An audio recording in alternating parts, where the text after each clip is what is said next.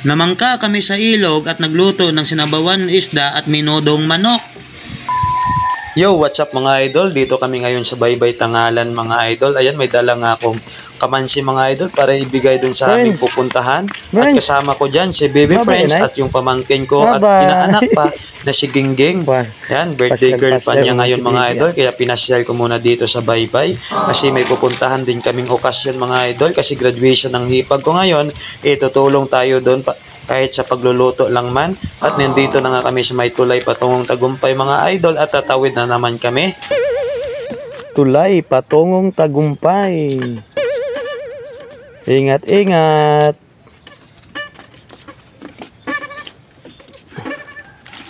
Low tide ngayon. Walang tubig ang sapa. Inaabot kasi ng high tide dito mga idol.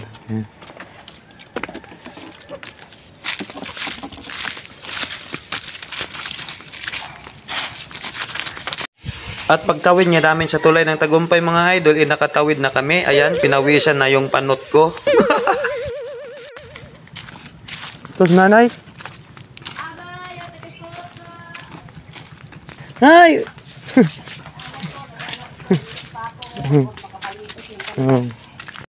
At pagdating nga namin dito mga idol, yumiritso na kami dito sa ilog at tiningnan. At timing nga mga idol, malalim yung tubig kasi high tide. Kung nakikita nyo mga idol, may bangkang lumulutang sa tubig na basa. At sabi nga ng pamangkin ko mga idol, hindi pa siya nakasakay ng bangka. Kaya kaagad-agad ko itong kinunan ng tubig. At sabi nga ng pamangkin ko mga idol, hindi pa siya nakasakay ng bangka.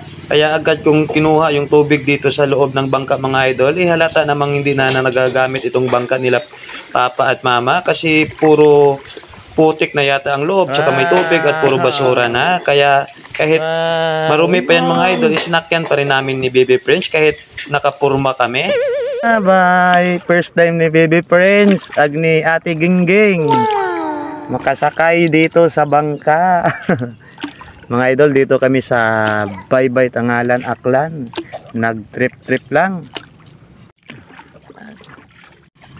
Tapos yung bugsay namin mga idol, kawayan lang tsaka plywood.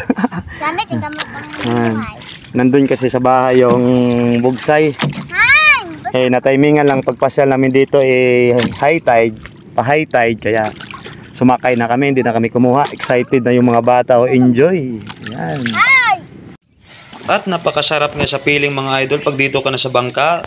Kahit grabe na yung init, malamig pa rin yung pakiramdam kasi nga malakas yung hangin dito kasi open area dito mga idol. At ito yung pinaka-cross ng ilog at ng dagat mga idol. Dito yan sa Tangalan. At halata namang enjoy na enjoy si Baby Friends at si Gingging, halatang kabado.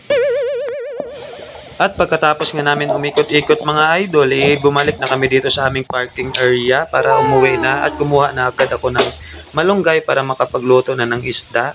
At ito nga pala yung lulutuin namin mga idol, ang lalaki, ang sarap sa bawan at saka ihawin mga idol. At agad ko nang hinanda yung malunggay mga idol para lutuin na natin for lunch.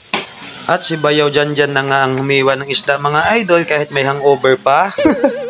At gumawa na rin ako ng apoy mga idol para makapagluto na kasi sobrang gutom na. At yung lulutuin ko nga mga idol yung sinabawan isda at saka chicken minodo mga idol. Kasi nga magagraduate yung hipag ko ngayon may kaunting salo-salo kami.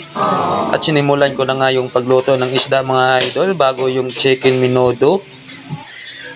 Yung ginawa ko dito mga idol direct to the point na.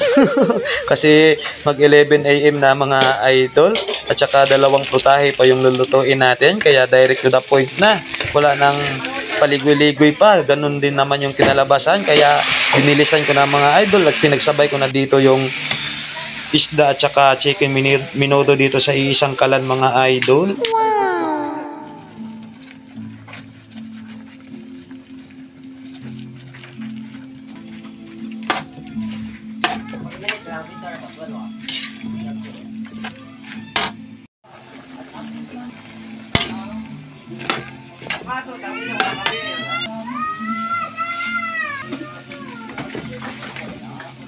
At sinabay-sabay ko na nga yung lahat ng mga pangsahog dito sa chicken minodo natin mga idol kasi nga nagmamadali tayo at nilagay ko na rin yung 3 pack na ketchup na kulay pula mga idol.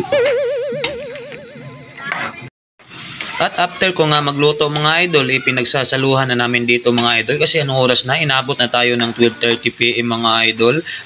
Nandyan na nga yung mga pamangkin natin, yung hipag natin, yung bayaw, sila mama at papa, at halatang gutom na.